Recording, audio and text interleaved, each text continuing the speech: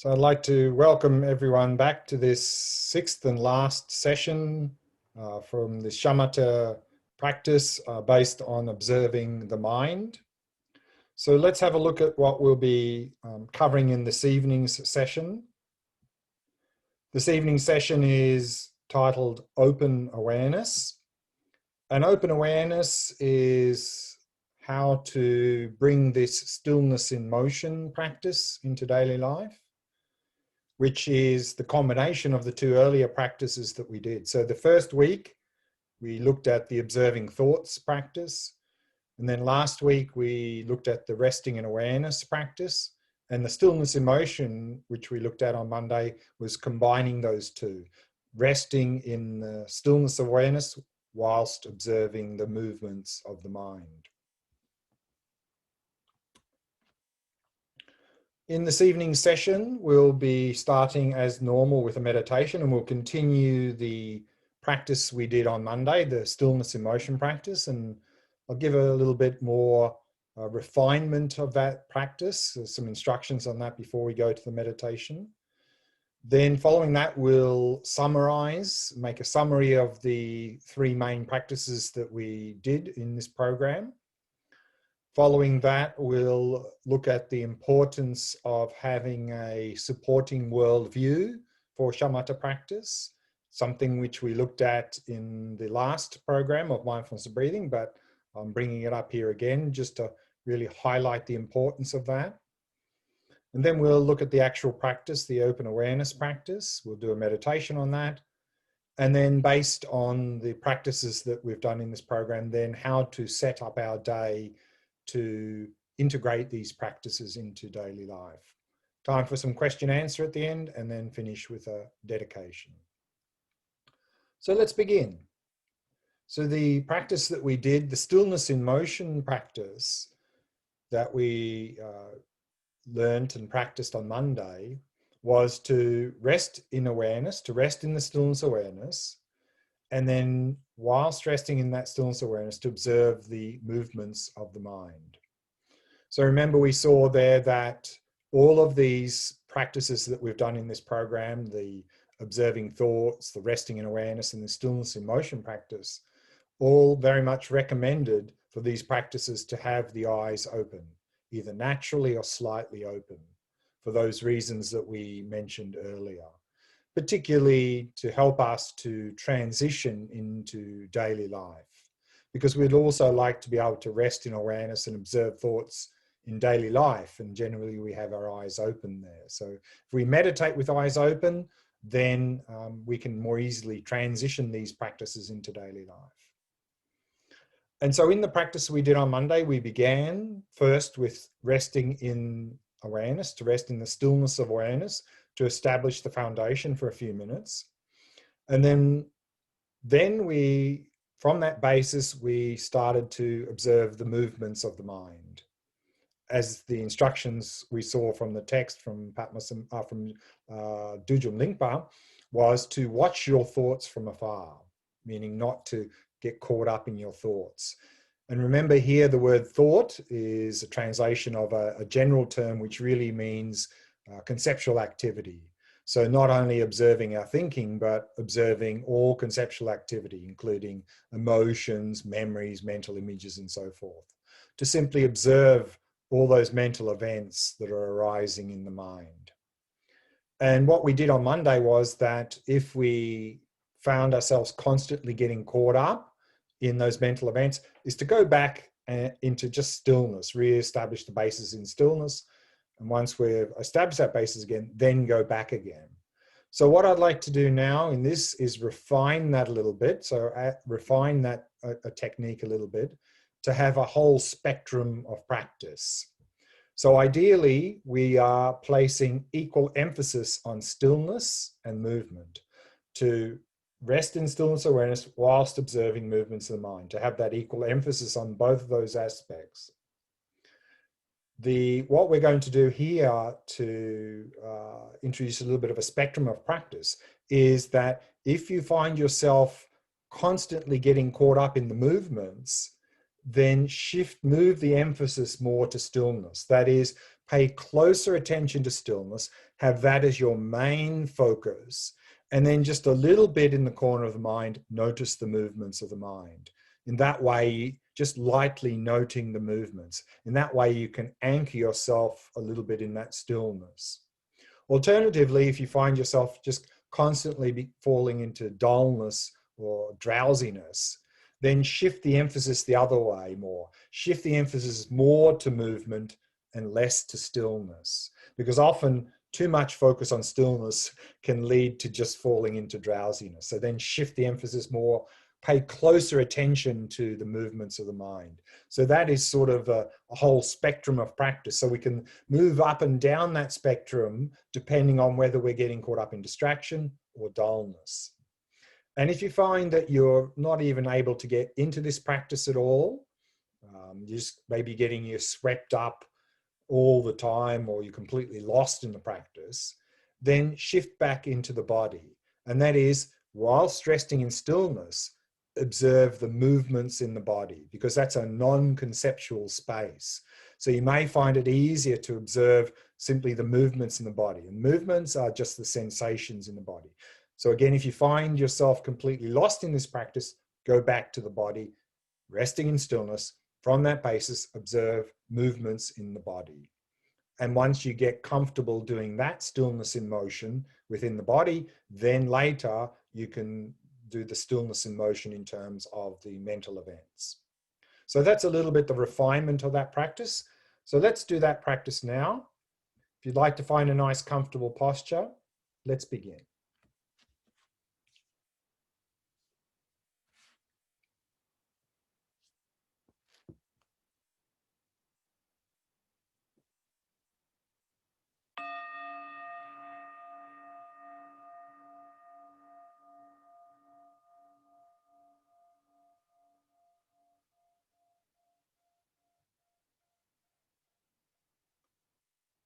Setting the body into a state of relaxation, stillness, and vigilance.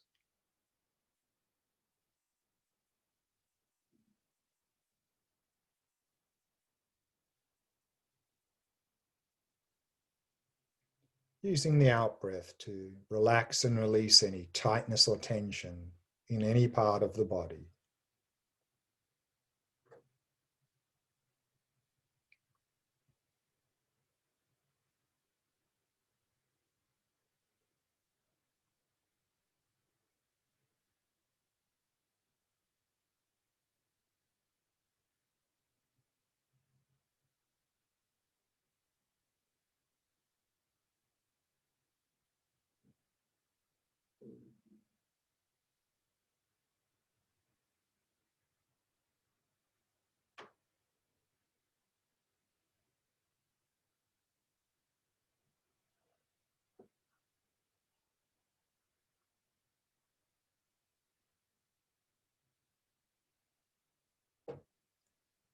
Allowing the breathing to flow naturally and effortlessly.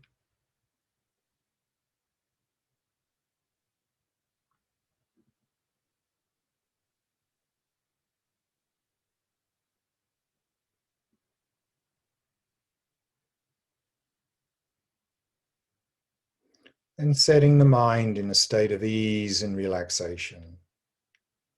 Simply allowing the mind to come to rest in the present moment. Simply releasing all appearances. Allowing the mind to come to rest.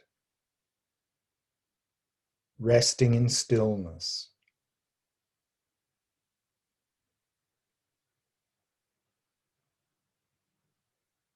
Simply knowing that you're aware.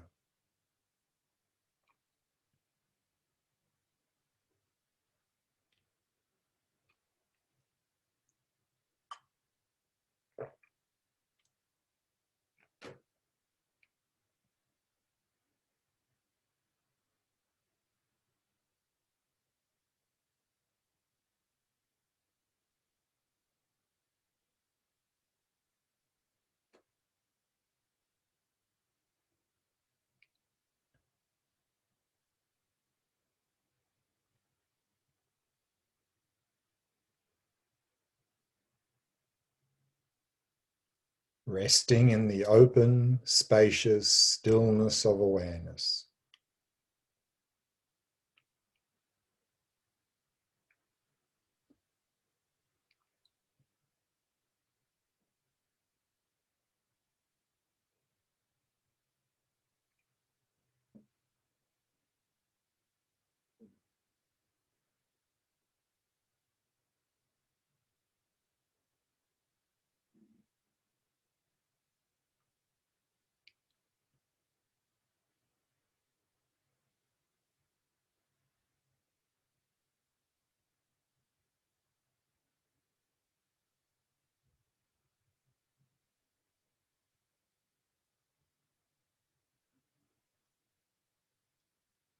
Now, whilst resting in that stillness, start to become aware of the movements of your mind,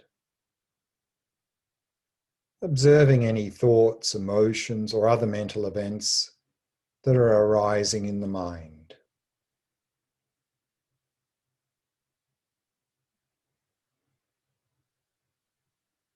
Without following them, without trying to get rid of them.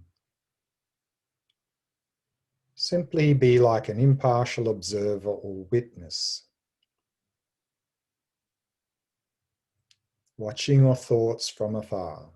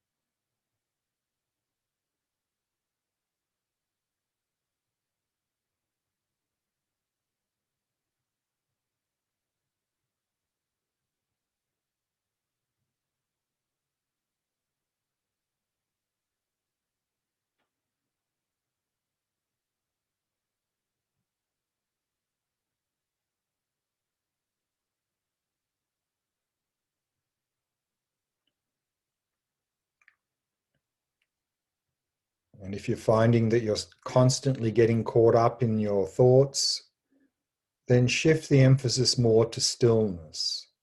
That is, mainly focus on stillness. And just a little bit in the corner of the mind, notice any movements of the mind.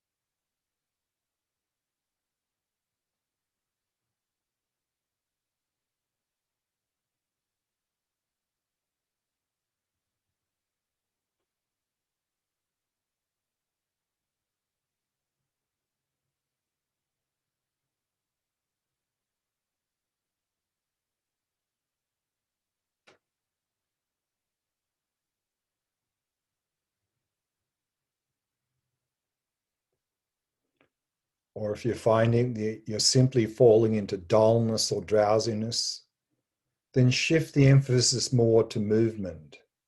That is, pay closer attention to any mental events arising in the mind.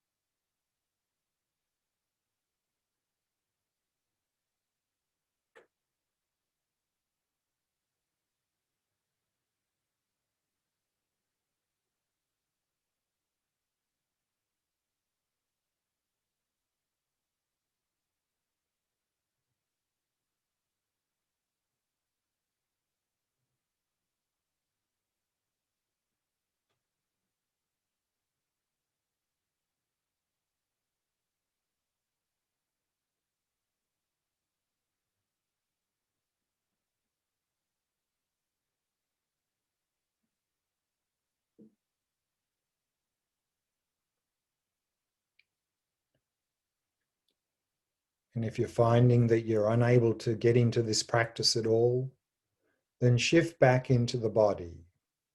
That is, whilst resting in stillness, observe the movements within the body. That is, simply noticing any sensations in the body.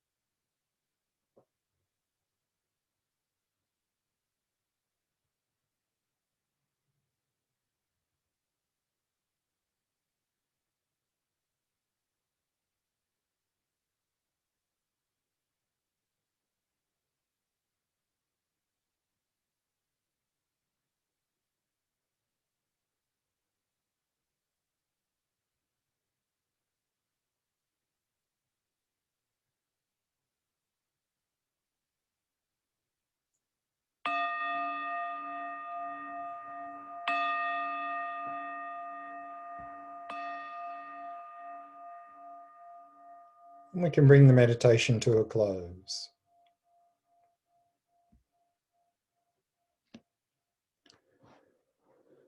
Let's begin with a summary of the practices that we've looked at in this program.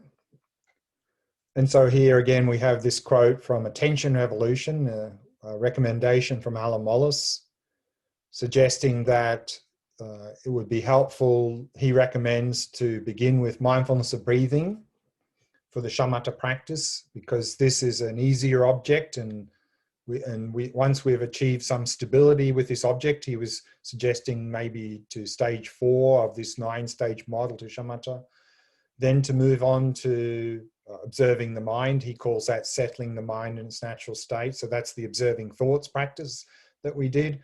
And then at the higher stages, stage 8 and 9, to switch into the resting and awareness practice. So these, all of these 3 objects, as we've seen in the previous program and this program, are particularly useful for us in the modern world. And then we combine the mind and awareness practices in this week in the stillness in motion practice. So let's have a look at each of the practices that we've done in this program. So the first practice, the observing thoughts, observing the mind, we had that quote from Dujung Limpa: "Some cannot calm their thoughts because the mind is so agitated. Such people should relax and let thoughts be as they are, continually observing them with mindfulness and introspection." So this was the first practice that we did in this program, the observing thoughts. And here again, this word thought is a translation of the Sanskrit term vikalpa, or the Tibetan term namtok. And both of these simply mean conceptual activity. So we are observing all conceptual or mental activity, thoughts, emotions, memories, mental images. So the object in this practice is the space of the mind and whatever mental events arise in that space. Many of you probably found that much more challenging than observing the breath. And that's because the mind is a more subtle object than the breath. And also many of us don't really have a habit of observing our thoughts. A strong habit is to simply follow them or suppress them. And so we introduced a couple of short-term strategies to help us to get into the practice. One was to label or note, give a name to the mental event, to have a little bit more space from it. Or the other one is to anchor ourselves in the breath, to have ourselves anchored in the breath, and then a little bit in the corner of mind, noticing the thoughts. So both of those can help us to not get swept up so much. But these are short-term strategies to help us to get into the practice, and eventually we'll have to let them go and then simply observe the thoughts. This is a shamatha practice, as the mindfulness of breathing. So the goal of this practice is to cultivate a calm, clear, focused mind. But some of the enormous side benefits with using the mind as the object is that it can really help us to become the masters of our own mind. Now, many of us are the slaves of our own mind. We're often tormented, overwhelmed by our thoughts, emotions, memories, and so forth. So if we can develop this ability to simply watch our thoughts, then we're free of them. And if we're free of them, then they can't harm us in any way. And then we really will become the masters of our mind instead of being the slaves of our own mind. And also, a lot of our psychological problems are from suppressing thoughts, emotions, and memories. And so to help begin the healing process, this practice, of course, is not suppressing those, simply allowing them to come up and to acknowledge them. And that can begin the healing process of the mind. And also by observing the mind and the thoughts can be very much a bridge into the Vipassana practice to gain an insight into the nature of the mind. And we saw there that there was a couple of models in terms of how we progress in this practice. One model we saw at was this talk about stages of release, the stages of releasing, of grasping to thoughts. Now, thoughts come up, we grasp, we follow. Once we start to get into this practice, we start to observe the thought instead of follow it, and then we can release the thought by simply recognizing the thought as a thought. And that is called naked release, meaning we're seeing the thought nakedly. We're seeing the thought as a thought. And then once we continue to do that and become better at doing that and be more familiar with it, we'll get to the second type of release, is appearance release. Simply, as soon as a thought appears, it's released because we are so familiar with seeing thoughts as thoughts. And then if we continue that practice, we can get to the higher level of self-release. That is, we are so good at observing thoughts that we never grasp onto thoughts. Therefore, there's no way that thoughts can harm us, because thoughts can only harm us if we identify with them and follow them or try and suppress them. And so therefore, this self-release is, there's no way that any thoughts or emotions can harm us because we're never identifying, never grasping to them anymore. And then we also looked at a standard model in terms of the stages of progress in this practice towards shamatha. And here we had that 4-stage model, that at the first stage of this practice, what we notice is a waterfall of thoughts crashing down on us non-stop. However, if we keep watching those thoughts and not getting caught up, then the amount of mental activity will slow down a little bit. And so instead of a waterfall of thoughts, it'll be more like a fast-flowing river of thoughts. And if we keep watching those, not getting caught up, slow down even more. It'll move towards a slow-moving river of thoughts, more gaps between when one thought starts and one thought ends and the next thought starts. And then eventually, if we keep watching that, that slow-moving river of thoughts will empty into a still lake or an ocean, and the mind will become completely still. So these are the stages of progress we find in this practice.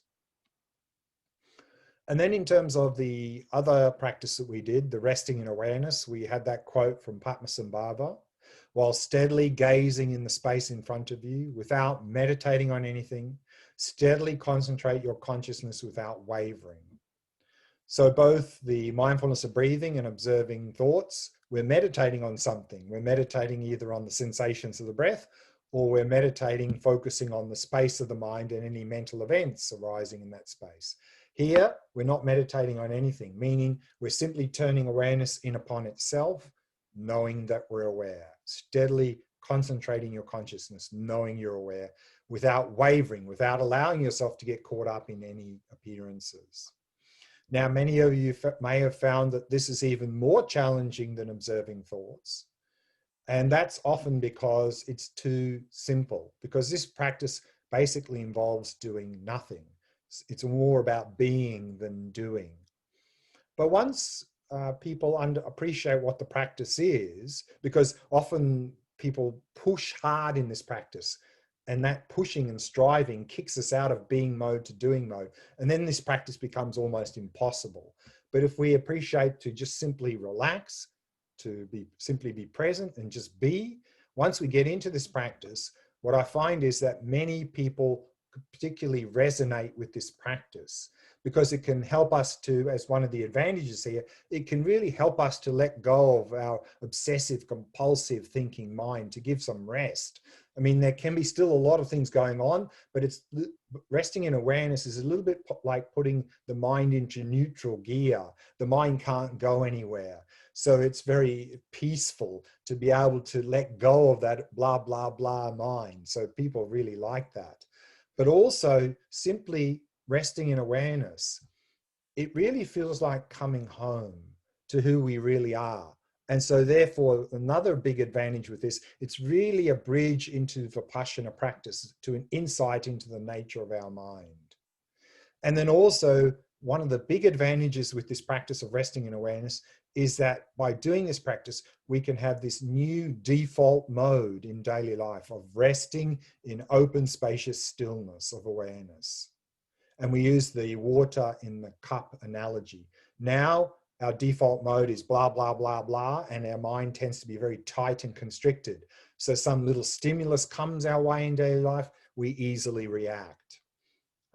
But if we can rest in open, spacious stillness, have that as our default mode in daily life, then instead of like the analogy, if you drop a little pebble in a cup of water, and then it disturbs the surface of the water, that's like our mind now, tight and constricted. Instead, resting in stillness is like dropping that same pebble in a big lake, hardly a ripple. So similarly, if we can really make this our default mode in daily life, then we can have that ability to be fully present, to not simply react when any little stimulus comes our way, and not to have this tight reactionary mind. And then we combine those two practices. And here we had a quote for that from Dujung Limpa again, 19th century Dzogchen master. So Dzogchen, like Mahamudra, is one of these nature of mind practices. And so in the shamatha practice, then very much the emphasis is on the mind. So hence we have these quotes here, in this case from Dzogchen tradition. And he says, loosely relax and watch your thoughts from afar. So that's the first practice, clearly observing whatever arises, so observing the thoughts. That which observes is called mindfulness. So we're using mindfulness to hold the object, to remember the object, to focus on the space of the mind and whatever mental events arise there. And so what we're observing there is called movement. So all of our thoughts and emotions are movements of the mind. And then resting in that state is called stillness. So resting in that state, resting in awareness, in that stillness awareness. Identify them as such and meditate, meaning to, whilst resting in stillness awareness, observe the movements of the mind. And so this is the practice that we did on Monday, and we just did now in the meditation we just did now. And so the advantages of this practice, we take the two advantages from both of those practices. So from the observing thoughts, helps us to become masters of our mind instead of being slaves of our mind. Very much healing practice. The resting in stillness, the advantage again to have that open, spacious stillness of awareness, new default mode in daily life. And in addition, by combining the two, then we have more advantage, and that is that we now have a very good anchor for observing our thoughts. Because now we can anchor ourselves in that open, spacious stillness. And so therefore, it's much easier to not get caught up in our thoughts. So another advantage for this practice. And then also, as we're going to see more in a little bit later in the session here, is that we can now transition better into daily life. To have as our default mode in daily life, open, spacious stillness, and then to be able to observe the movements of mind in daily life. And in daily life, we're not just observing mental events. Of course, we need to pay attention to sensory events, sounds and so forth around us. And so that is open awareness. That's the practice we're going to be doing next, is by resting in stillness, we'll be able to observe all the movements in daily life. So therefore, by doing this stillness in motion practice, we'll be better able to be in that state in daily life, to not react to whatever stimulus comes our way, sensory or mental. Also, of course, like the earlier two practices, very much a bridge into Vipassana practice, this practice of stillness in motion. And then also together with this stillness in motion, there is also sometimes a model here again from the Dzogchen tradition of stages of progress in terms of this stillness in motion practice. And here the stages of progress elucidated in terms of the 4 types of mindfulness. And so here we have again a quote from Dujung Limpa. He says, there are 4 types of mindfulness of the essential nature of the path. Essential nature path here, we're talking about the essential nature of the mind, because we're focusing on the mind. And so he says here, the first is single-pointed mindfulness, the unification of the two. The unification of the two is unification of stillness and movement. So to get into this practice of stillness in motion, then we need to be able to distinguish stillness of awareness from the movements of the mind. Now, generally we don't. Is that a movement comes, we identify with it, so there's no stillness there, we've lost the stillness, and we get sucked up in the movement and off we go. So if we can start to distinguish stillness of awareness from the movements of the mind, that is the entry point into this practice. And this first type of mindfulness, single-pointed mindfulness, is the unification of the two, which is to be simultaneously aware of stillness of awareness and the movements of the mind. So when we can be simultaneously aware of those two things, then we have this first type of mindfulness called single-pointed mindfulness. So already then we are progressing very well in this practice. And this sort of would equate to, in the 9-stage model, probably the first 2 or 3 stages in the 9-stage model. And then it says, then resting without strenuously observing them like before is manifest mindfulness. Meaning that now we have to put a lot of effort to observe our thoughts. Otherwise we get swept up or we go dull. So there's a lot of effort involved. But also, like we saw in that 9-stage model, the windy road in the earlier program, that flame on the side of the path got smaller and smaller and smaller. Meaning as we move along, we need to, because our mindfulness and introspection are getting better, we need to put less effort in terms of the focus. So similarly here, once we start to get into this practice, then we can observe, we can do stillness in motion more easily. It becomes more natural, less strenuous. And so that's called manifest mindfulness. So that would equate probably somewhere around stage 4 and 5 and 6 and so forth. Now we're getting really into a flow. And so in that analogy of the cascade of the waterfall of thoughts would probably be a little bit equivalent to the before, and then also the single point of mindfulness, whereas manifest mindfulness, we're getting a lot better and it's flowing better. Probably already we've moved here to a fast flowing river of thoughts, moving into a slow moving river of thoughts. And then it goes on, Dujun Limpa says, abiding loosely without mindfulness in a spacious vacuity is the substrate. So here, what this is saying, without mindfulness, is not saying that somehow next we lose mindfulness. Without mindfulness is, remember, mindfulness is associated with our coarse mind. So here when it says abiding loosely without mindfulness in a spacious vacuity is that stillness. So actually now we've gone very high on the shamatha path and we're getting very close to shamatha. The mind has become still. So in the other analogy, the fast flowing river, slow moving river has now emptied into the still lake. So now we're resting in stillness and our coarse mind is subsiding into the subtle mind. That's what it means with the absence of mindfulness, because the coarse mind is now moving into a subtle mind.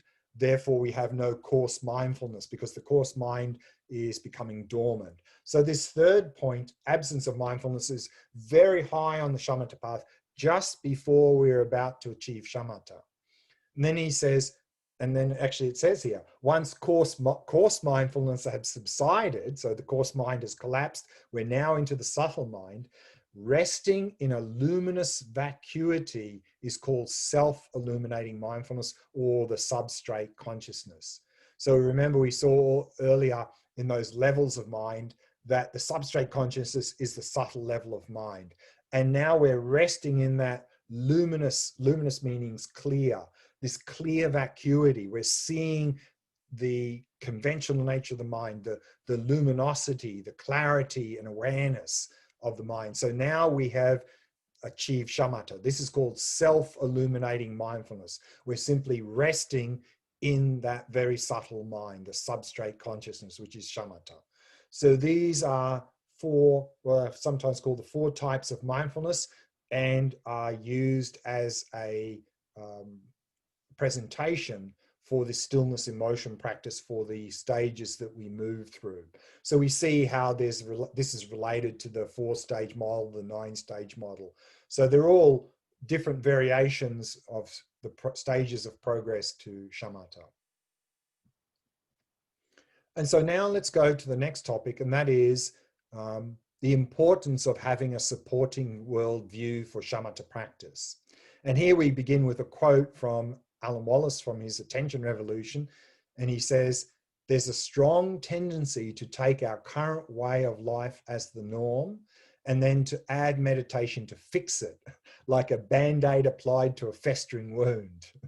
And that's what we sometimes see, is that people often have a lot of problems in their life, and sometimes because of a bit of a dysfunctional lifestyle. And so they try to add meditation to fix it. But that's a little bit like putting a Band-Aid on a festering wound. Not very good. So a lot of that comes from our worldview. If we don't have a healthy worldview, then adding meditation will not fix our life.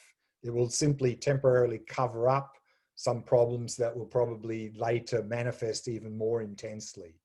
So therefore, we can talk about two main worldviews. One is, which is very dominant in the modern world, is that the worldview is that the source of our happiness and suffering is out there.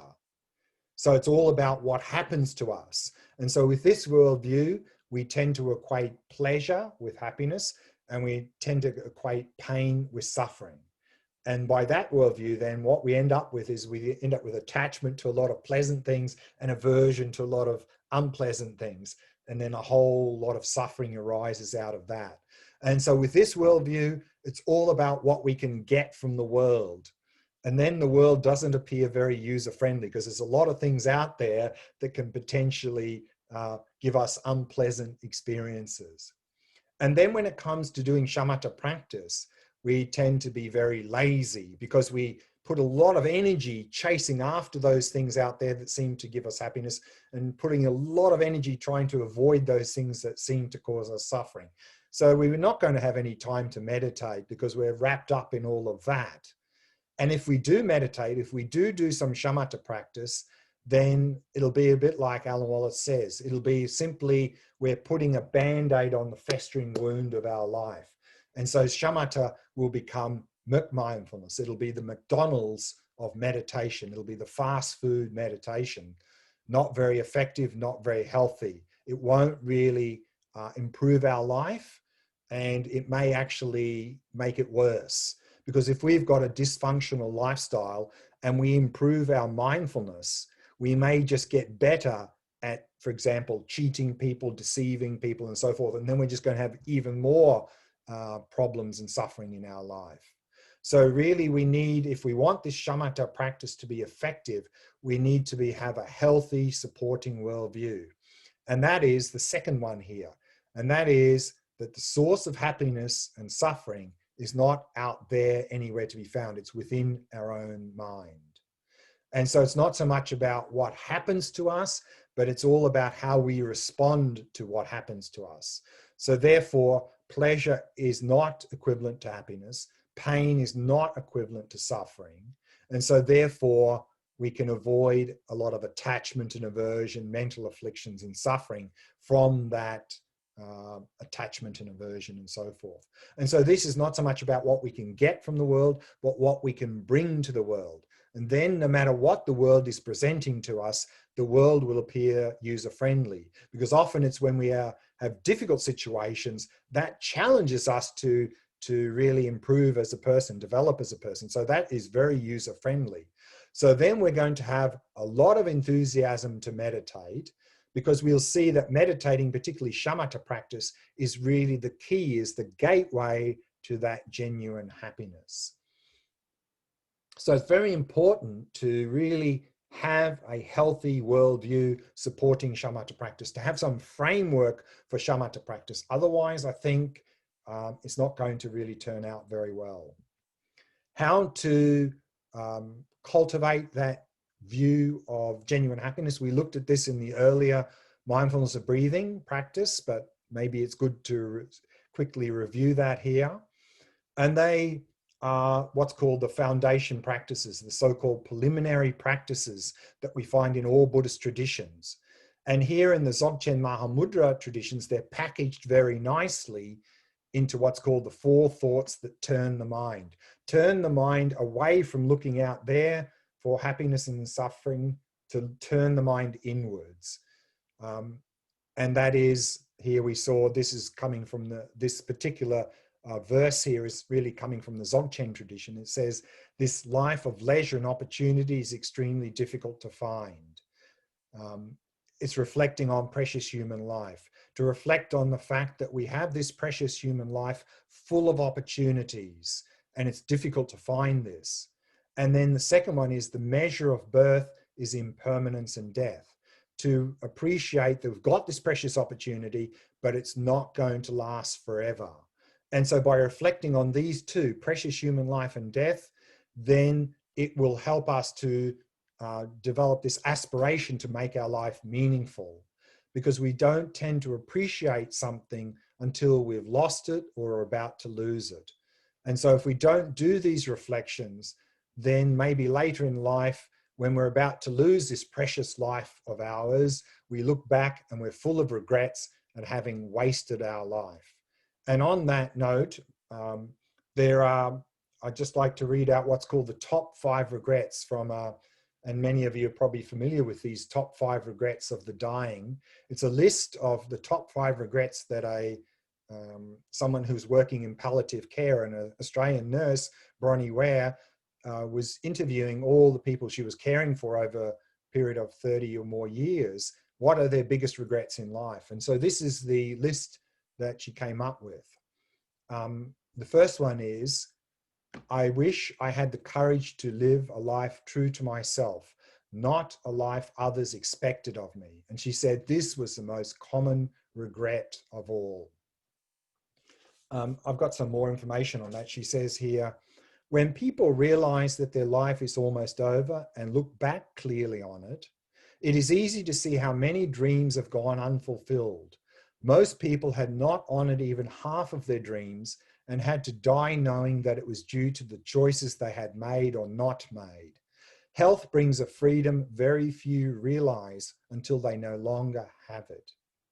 And the second one is, I wish I hadn't worked so hard. And she says, this came from every male patient that I nursed. And she says, they miss their children's youth and their partner's companionship. Women also spoke of this regret, but as most were from an older generation, many of the female patients had not been breadwinners. All of the men I nursed deeply regretted spending so much of their lives on the treadmill of a work existence. The third one, I wish I had the courage to express my feelings. Many people suppress their feelings in order to keep peace with others.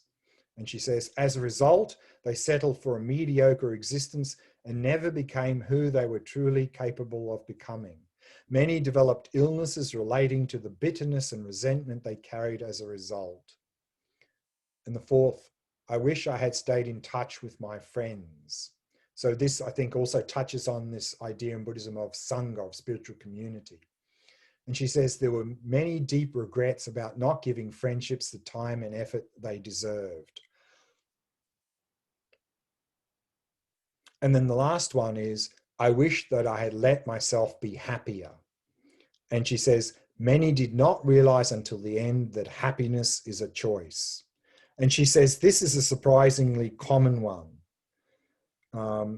Again, many did not realize until the end that happiness is a choice. They had stayed stuck in old patterns and habits. The so-called comfort of familiarity overflowed in their emotions as well as their physical lives. Fear of change had pretending to others and to themselves that they were content when in fact they weren't. So let's go back to finish off what we were doing there. And so by reflecting on precious human life and death, then we can that can really help us to develop an aspiration to make life meaningful. Then the third one is the results of virtuous and harmful actions are infallible. That is to reflect on the causality of our actions, understanding that if we do harmful actions, suffering will result for ourselves and others. And therefore, on that basis, adopting an ethical lifestyle. And then the fourth one, the three realms of samsara are just an ocean of suffering. Here, the word suffering doesn't simply mean unpleasant, painful experiences. Here it's the Sanskrit word dukkha. So effectively, what this fourth one is saying is really at a deeper level, is to understand that the source of suffering, but the source of happiness is not out there in any of the realms of existence, anywhere to be found. It's within our own mind. And so therefore, by reflecting on that, then we can shift that worldview from looking out there to looking within ourselves as source of happiness, source of suffering. And so in remembering this, I must transform my mind into Dharma. So if we engage in these foundation preliminary practices, which we find in all Buddhist traditions, then we have an effective framework for the shamatha practice. And then shamatha can really be the key that opens the door, the gateway to genuine happiness. Which brings us to the actual practice for this session, which is what's called open awareness. This is really, we're going to do a meditation practice, but this is really how we would bring this into daily life, that the stillness in motion practice. Stillness in motion meditation practice being a shamatha practice, we're simply focusing on the mental events. When we bring that into daily life, then we want to, of course, be attentive to whatever's going on around us, not just mental events. We also need to be aware of all the sensory events that are going on around us, which is open awareness. So open awareness is really being attentive to whatever is in front of us in daily life, sensory and mental. So it's the same practice as stillness and motion, just opening awareness out to everything. So again, let your gaze be vacant. And we'll start again with simply resting in stillness, establishing the foundation of stillness. And then, whilst resting in stillness, start to observe the movements of the mind. This time, all movements of the mind, not just mental events, but also sense events, sensations, sounds, and so forth. As before, we can have a spectrum of practice, meaning that if we are getting caught up in movements, sensory or mental, shift more emphasis to stillness.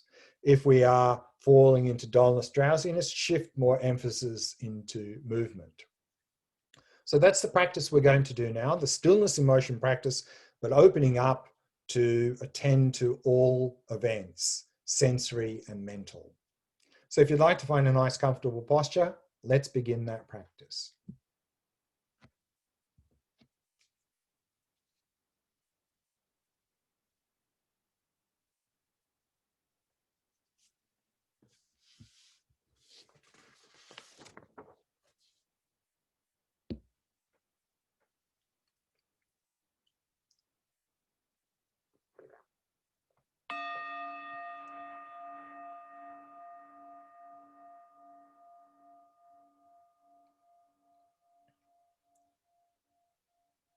As always, we begin by preparing the body.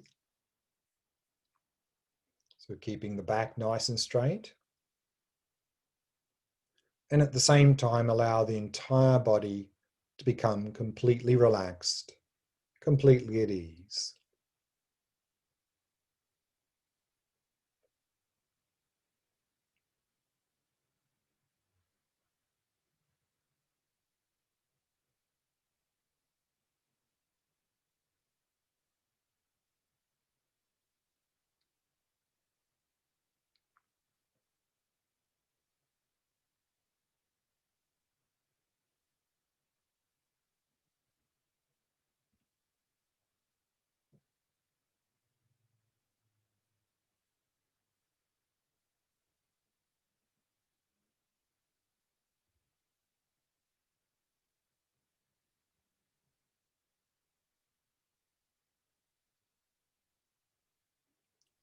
Having established a good posture, then keeping the body as still as possible, avoiding any unnecessary movement.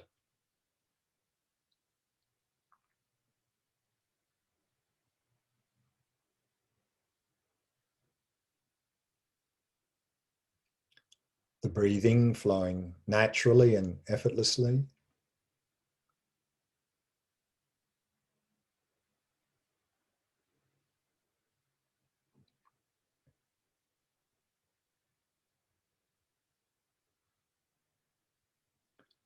The eyes at least partially open, resting your gaze in the space in front of you.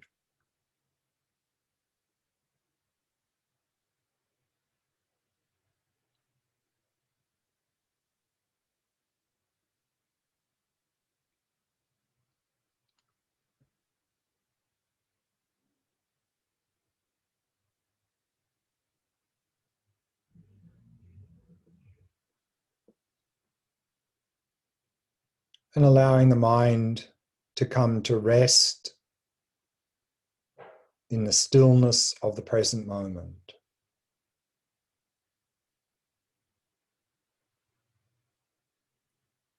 Resting in awareness itself.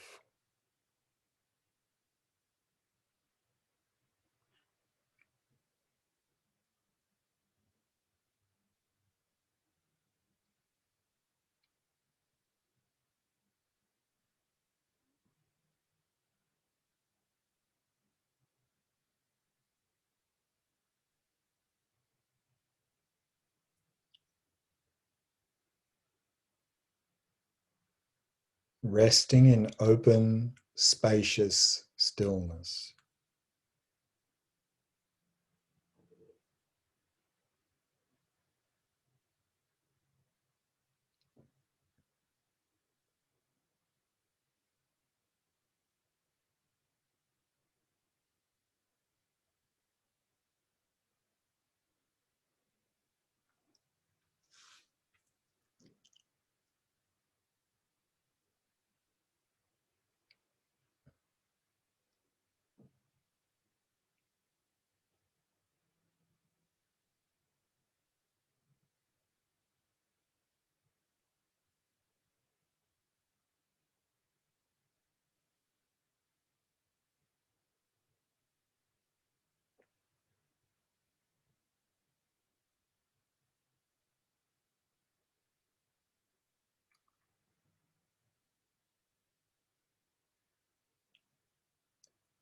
And then, whilst resting in that stillness, start to become aware of the movements of the mind,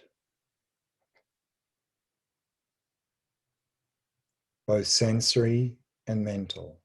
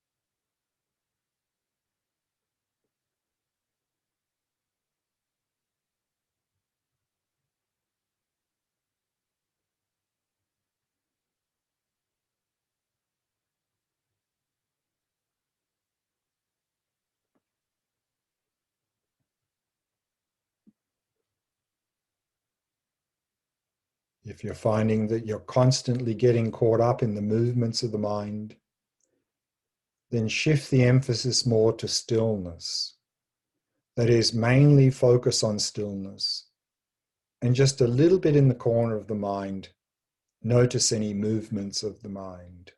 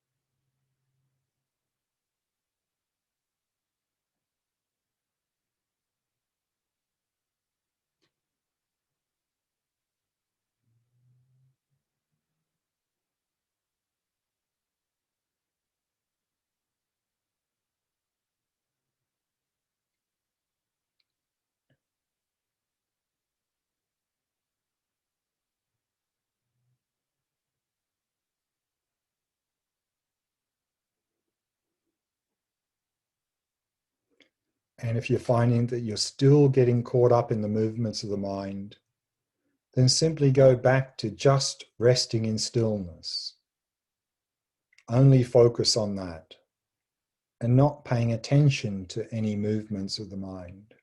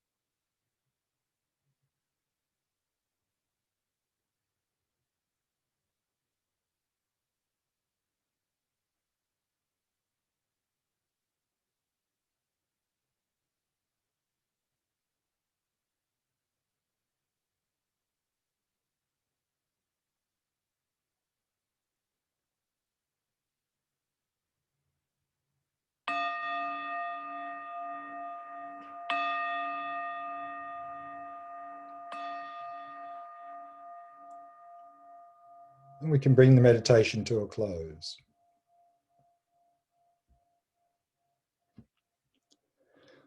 Let's now briefly look at how we can set up our day based on these practices that we've been looking at in this program. As per normal, I like to set a good motivation in the beginning of the day, and I like the one from Dalai Lama here. Every day, think as you wake up, I'm going to benefit others as much as I can. And in terms of morning meditation, in terms of shamatha practice, we've now covered the breath, mind, awareness, and stillness in motion practices. So to use whichever of those variations you find most effective, but not to just do shamatha practice. We need a balanced approach. So to add some practices from the compassion wing and when the wisdom wing, the vipassana wing, to have an integrated system of practice. But as a beginner, we can probably emphasize a lot of shamatha practice because unless we have good attention skills, then putting a lot of effort into compassion and vipassana practices without that is not going to be effective use of time. But we need to have really a balanced approach. And then during the day, based on this shamatha practice, to seed the day with mindfulness. Again, using triggers to remind us to be mindful, to use apps, mindfulness bell, whenever we have any tension in our breaks and so forth. And then just do a short mindfulness exercise. So for maybe 3 breaths, either just focus on the breath, or for 10 seconds, simply rest in stillness or observe what's going on in our mind.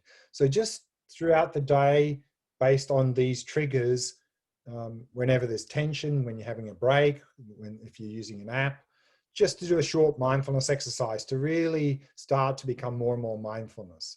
And then to really develop this default mode of resting in stillness, that when we're not really doing anything, don't just sit there, allow your mind to go blah, blah, blah all day long.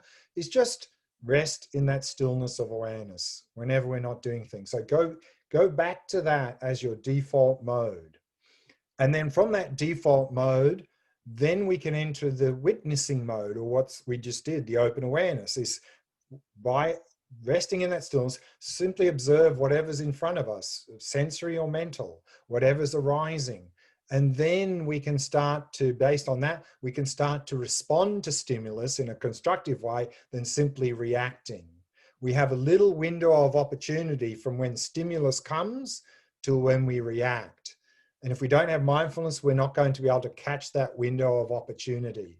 And based on that, we have this very nice quote here I like, says, between stimulus and response, there is a space. In that space is our power to choose our response. But we only have that power if we have mindfulness. Without mindfulness, we don't have that power because we won't have that opportunity, because before we know it, we've reacted. And he goes on to say, in our response lies our growth and our freedom. So therefore, if we can cultivate shamatha, strengthen mindfulness, we can have that power to choose our response. And that's where lies our growth and our freedom, as we saw from the releasing of thoughts. And this quote is from Viktor Frankl, he was a psychologist and neurologist, and also a survivor of Auschwitz. So I think he's learned a lot. And then at the end of the day, when we go to bed, to go into the Shavasana posture. That's something we looked at in the mindfulness of breathing practice in the program. And whilst in the Shavasana posture, then to do a review of the day. How did our day go? Pick one good thing we did during the day, rejoice, and make a strong determination to continue that good behavior the next day. Pick one negative thing we did during the day, sincere regret, reaffirm the 4 opponent powers, remember? Reaffirm positive direction in life, think of some sort of practical remedy, and then the 4th, make a strong determination not to do that negative behavior again. And then lastly, think of one thing we received during the day, and we received a lot of things during each day, and then develop a sense of gratitude for having received that. So gratitude is very important. So do that little exercise there. And then on every out breath, simply releasing any tension in the body, releasing any thoughts in the mind. Just keep doing that. And we can use that then as a transition to sleep. So this is a very good way to finish the day. So now we have some time for question answer. So you got any questions, Miffy? Well, with that quote of the between the space and the response. So when we're between the stimulus and the response. Yeah, that's right. There's a space. The stimulus. Yeah, there's a space. And so is that where we're aware what's arising, but we don't sort it out into like, dislike, good or bad? Well, that space generally, particularly if it's a strong stimulus, that space is very short. It may be half a second. And normally we can't catch that space because we're not mindful. So some stimulus comes, we're almost like a robot in that some sort of stimulus comes based on our habit, we react. Pleasant stimulus, attachment. Unpleasant stimulus, aversion. We're not really, we're just reacting out of habit. And so we have no power to choose then, as Viktor Frankl says.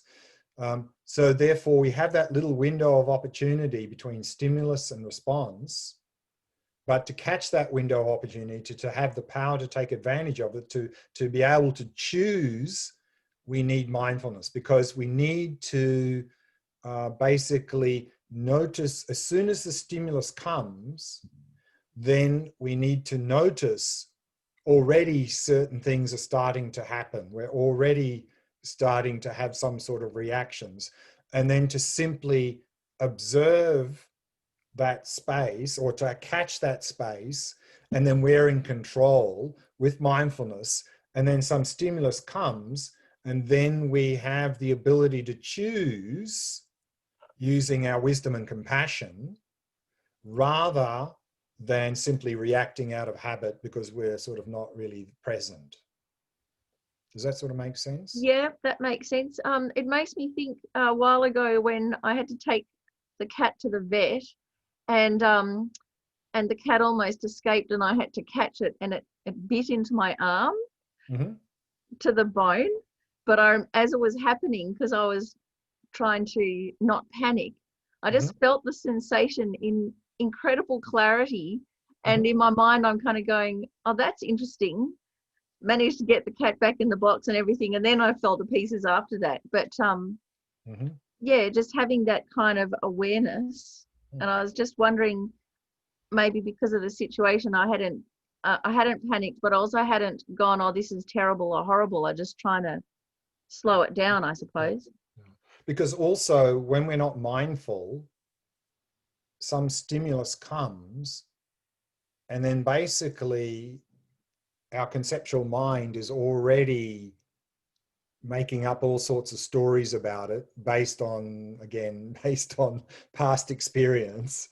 And so often that, that's also, and then we're having some mental afflictions in there. So we're exaggerating already. And so therefore we tend to overreact and react in inappropriate ways. Whereas if we are fully present with mindfulness, that also sort of short circuits our sort of discursive mind making up all sorts of stories, because we're fully present in the present moment. So it's harder for us to get caught up in all those stories and then overreact and so forth as well. So that's also another effect of us being fully present there in the stimulus, what's going on. Okay. And then being that way, then we can, again, rather than our discursive mind getting caught up, we can use our wisdom and compassion to respond to that in a better way.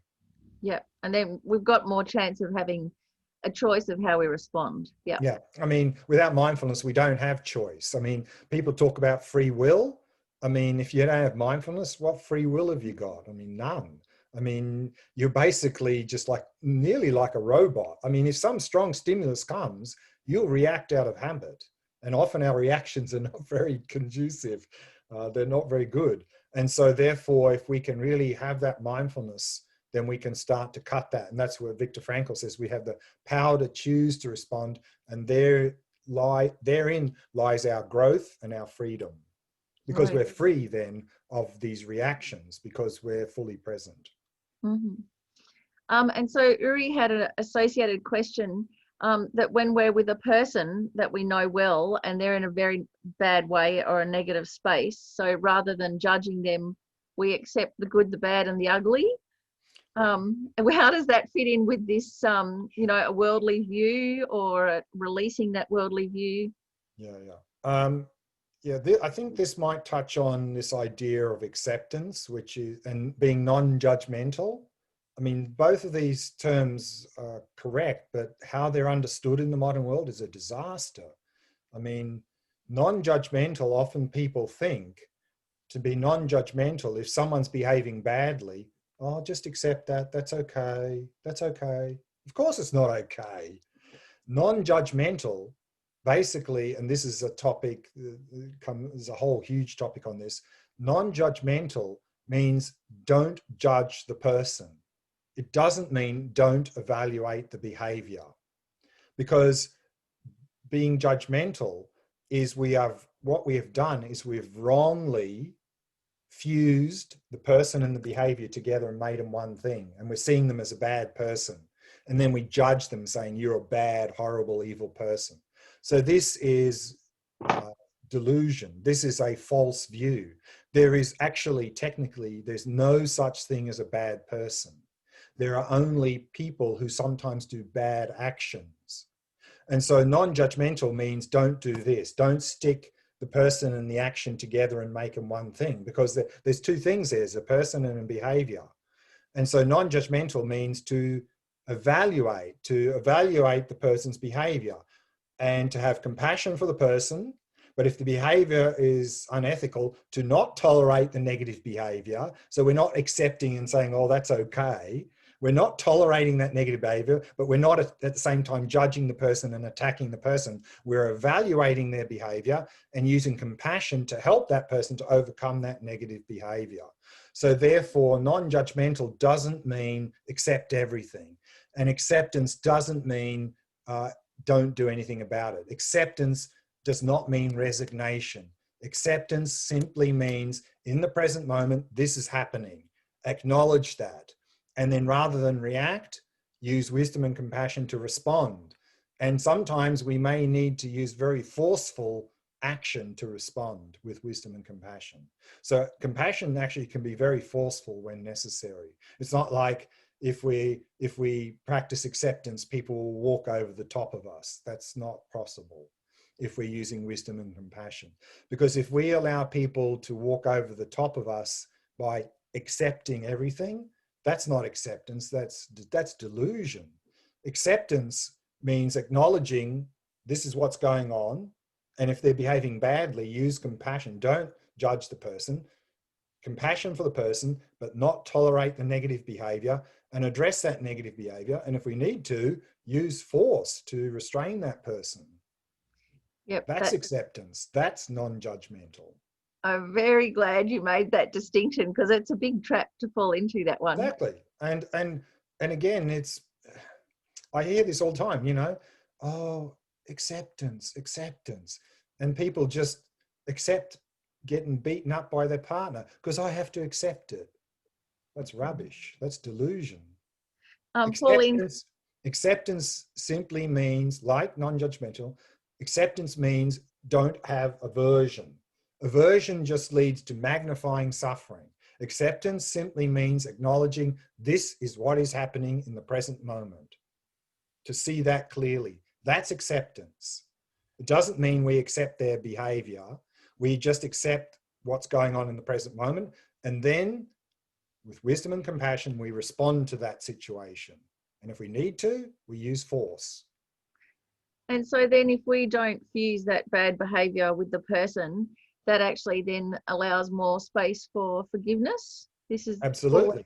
Because the thing is, what we do is if we fuse the behavior to the person, person doing bad behavior, suddenly bad person. Oh, they're one of those bad people. I'm one of the good guys. let's get rid of those bad guys, and then we have conflict. Rather, if we don't do that, we just say, there's a person who's just like us, wanting to be happy. Due to their mental afflictions, they're engaging in that bad behavior. So let's help that person overcome that bad behavior, because actually that's what we want. We want them to stop the bad behavior. Yeah. Okay. Then a question from Marius about if doing chanting, say chanting Om, and you can get some kind of stillness of a sort, friendly stillness, he called it. Sure. Is this another way to the same goal, or what I kind mean, of awareness is it? yeah, I mean, chanting mantra, we can do that for many different reasons. Of course, at a very subtle level in Tantra, it's to really balance subtle energies and so forth. And we can sort of probably sense that a little bit at our level because the mind calms down as well. So if you want to chant mantra a little bit to bring yourself into that stillness, that's okay. I mean, that would be, again, using like a short-term strategy to help us to get into that state. But then eventually I think we'll be able to just drop into stillness without needing these sorts of side techniques to help us. But in the beginning stages, yeah, anything like that that helps us to get into these practices, that's fine. Mm-hmm. Yeah, because you mentioned also various triggers and apps and things to be able to remind yourself. So I found a very excellent trigger is just to sit down and do some crochet, because you know it's very very well paced, and immediately you can kind of turn the mind within. So Yeah, absolutely. And together with that, I think one of the very good things to do in terms of mindfulness is whenever you're doing any physical activity, then just be completely present with that, because that gets us out of this blah, blah, blah mind, you know, and into the present moment and being present with the activity. And then we'll enjoy the activity more. So is that why people with hobbies, you know, like woodwork and gardening and things, because there is something happening also with the mind, the equivalent of Yeah, resting I the mean, I mind? think, yeah, I mean, a lot of benefits with those. I mean, some of those hobbies are physical, so that's good for the body. But I think another thing that sort of often is overlooked is, again, in our modern world, we're just blah, blah, blah, blah, blah all day long. It's just tiring. And if we do some physical hobby, woodwork, gardening, or whatever, where we're really present, then it's easier to switch off that blah, blah, blah mind, be fully present, and then we're going to get a lot more enjoyment out of those activities as well. Mhm. And then there was a question from Linda McDonald about how can I access retreats online for shamatha in this COVID time? So we have put your meditations on our members area, and I know, Glenn, you have yours also on your YouTube Yeah, channel. I've put up the last one, and when these are all done, I'll put these up on my YouTube side as well. So there's stuff there, and I'm during this COVID time, a lot of the things I'm doing for different groups is a lot of shamatha stuff, a little bit of Vipassana, a bit of compassion stuff, and most of it, of course, is on Zoom, and then a lot of that I'm putting up on my YouTube channel. So you'll find in the coming weeks and so forth and months, there'll be a lot more stuff I'll be throwing up there. So help yourself to whatever you find there. Fantastic. And I'll probably put together also as a course on our website as well, so that it's easy for people to find via us. Mm-hmm. So that's it for the questions so far, Okay. Glenn. Okay, so let's go back and to the share screen, and we'll dedicate all of our efforts that we've put together in this whole program. And again, we'll do that based on the Shantideva dedication prayer. May all beings everywhere, plagued by sufferings of body and mind, obtain an ocean of happiness and joy by virtue of my merits. May no living creature suffer, commit evil, or ever fall ill. May no one be afraid or belittled with a mind weighed down by depression. May the blind see forms and the deaf hear sounds. May those whose bodies are worn with toil be restored on finding repose. May the naked find clothing, the hungry find food. May the thirsty find water and delicious drinks. May the poor find wealth, those weak with sorrow find joy. May the forlorn find hope, constant happiness and prosperity. May there be timely rains and bountiful harvests. May all medicines be effective and wholesome prayers bear fruit. May all who are sick and ill quickly be freed from their ailments. Whatever diseases there are in the world, may they never occur again. May the frightened cease to be afraid and those bound be freed. May the powerless find power and may people think of benefiting each other. For as long as space remains, for as long as sentient beings remain, until then may I too remain to dispel the miseries of the world.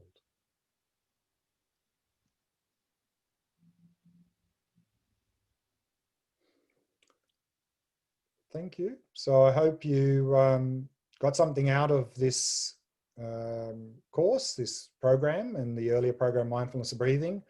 These are two programs that I'm running in a series actually. So if you're interested, maybe we can look at doing the other programs later. The next one in the series usually is compassion, and then we do go into Vipassana after that. So maybe somewhere down the track we can add those to the list of online programs. So that's it That for would, me. So thanks for coming, and hope to see you again in the not too distant future.